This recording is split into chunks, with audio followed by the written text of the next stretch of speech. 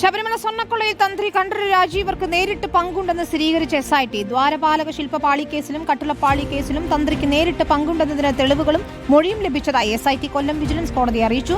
കേരളത്തിന് പുറത്ത് തന്ത്രി ദുരൂഹമായ സാമ്പത്തിക ഇടപാടുകൾ നടത്തിയിട്ടുണ്ടെന്നും SIT സ്ഥിരീകരിച്ചു.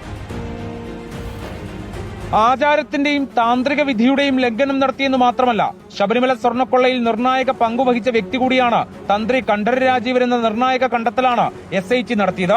ദ്വാരപാലക ശില്പപാളികളും കട്ടിളപ്പാളികളും കേരളത്തിന് പുറത്തേക്ക് കൊണ്ടുപോയത് സ്വർണം കൊള്ളയടിക്കാനാണെന്ന് തന്ത്രിക്ക് അറിയുമായിരുന്നു. ഇതിനായി നടന്ന ക്രിമിനൽ ഗൂഢാലോചനയിൽ തന്ത്രി പങ്കാളിയായി. ഗൂഢാലോചനയുടെ എല്ലാ ഘട്ടങ്ങളിലും തന്ത്രിയുണ്ടായി. Unnikrishnan Potti, smart creation CEO Pankaj Bhandari, ബെല്ലാരിയിലെ ജ്വല്ലറി ഉടമ ഗോവർദ്ധൻ എന്നിവരുമായി തന്ത്രിക്ക് നേരിട്ട് ബന്ധമുണ്ട്. പല പ്രതികളുമായും നേരിട്ട് സാമ്പത്തിക ഇടപാട് തന്ത്രി നടത്തിയതിന്റെ ബാങ്ക് രേഖകളടക്കം ലഭിച്ചു. കേരളത്തിന് പുറത്തും തന്ത്രിക്ക് സാമ്പത്തിക ഇടപാടുകളുണ്ട്. ബംഗളൂരുവിലെ ശ്രീരാംപുര ക്ഷേത്രത്തിൽ തന്ത്രി നടത്തിയ ഇടപെടലുകളിൽ പോലും ദുരൂഹതയുണ്ട്.